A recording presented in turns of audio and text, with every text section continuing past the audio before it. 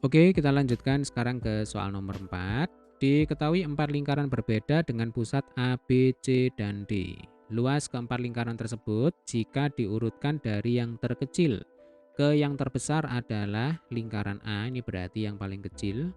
Ya, Dek ya. Kemudian lingkaran B, lingkaran C, lalu yang terakhir yang terbesar adalah lingkaran D. Yang ditanyakan di sini adalah keliling lingkaran yang terbesar kedua adalah yang mana?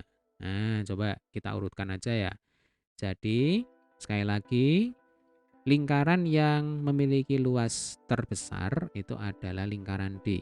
Berarti kalau kita urutkan, luas lingkaran D lebih dari luas lingkaran C, lebih dari luas lingkaran B, lebih dari luas lingkaran A.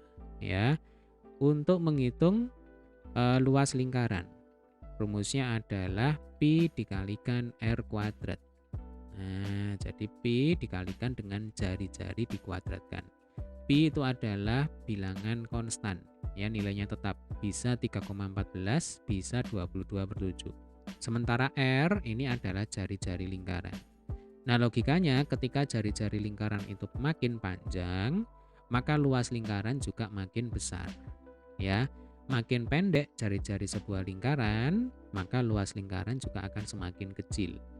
Jadi, kalau luas lingkaran D ini lebih besar dibandingkan dengan ketiga lingkaran yang lain, dapat kita simpulkan ya Dek ya, jari-jari lingkaran D itu paling panjang dibandingkan dengan ketiga jari-jari lingkaran yang lain.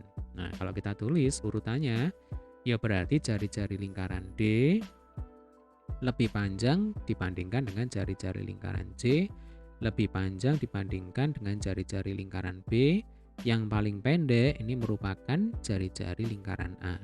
Nah, tugas kita di sini adalah menghitung keliling lingkaran yang terbesar kedua. Ya, keliling lingkaran. Rumusnya adalah 2pi dikalikan dengan R. Ya, 2pi dikalikan dengan jari-jari.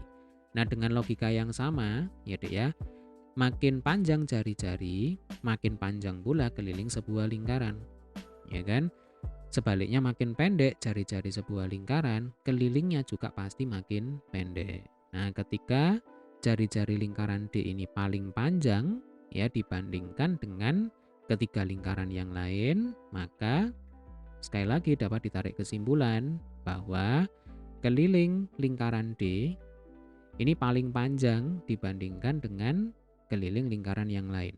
Berarti keliling lingkaran D lebih panjang dibandingkan keliling lingkaran C, lebih panjang dibandingkan keliling lingkaran B, yang paling pendek ini adalah keliling lingkaran A ya. Jadi yang ditanyakan di sini keliling lingkaran yang terbesar kedua. Nah, ini adalah keliling yang paling besar ya, lingkaran D. Berarti ini terbesar pertama.